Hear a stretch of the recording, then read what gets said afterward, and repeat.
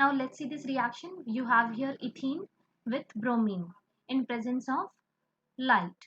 So as we had seen that halogen in presence of light can generate free radicals, right? So this reaction will also undergo by free radical mechanism. Now let's see what will be the first step. Now we know that we have bromine in presence of light, so definitely it will undergo homolytic fission and will generate bromine radicals. Now this bromine radical will add across your unsaturated reactant, which is ethene here, right? So let's see the propagation step. The formed initiating radical will add across your double bond and it will give you this intermediate. Now in any way, whether it gets attached to this carbon or whether your bromine radical attaches to this carbon, the intermediate is going to be the same, right? So now this intermediate radical will combine with another bromine molecule. Now what? So the product formed here is 1,2-dibromoethane along with the formation of free radical. Again this free radical will combine with another reactant molecule and the same cycle will repeat. At the end, the remaining free radicals will combine with each other and they will stop the reaction. Let's see one more example, hydrobromination of ethyne. So here is your ethyne and here is your HBr.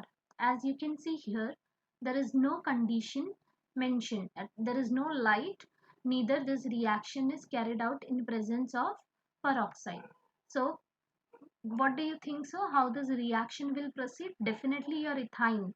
You have your pi electron density. So this is electron rich and hence it will proceed with electrophilic addition reaction. Your electrophile will attack on your unsaturated carbons.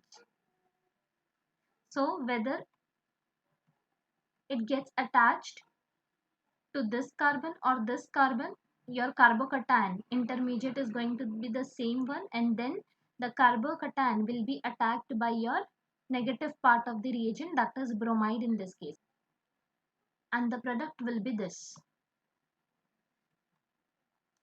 Next, let's continue this reaction. Again, this is going to be treated with HBr. So what do you think so? How this will proceed? Again, this is electron rich, right?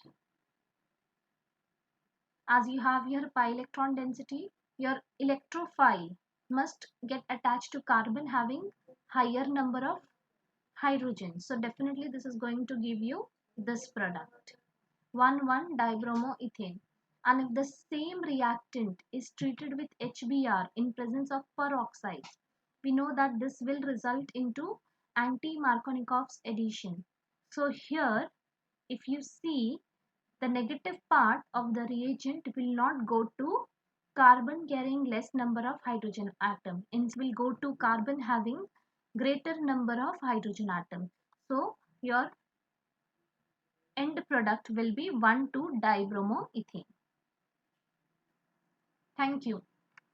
Like and subscribe Soul of Chemistry ChemTube channel for my next video.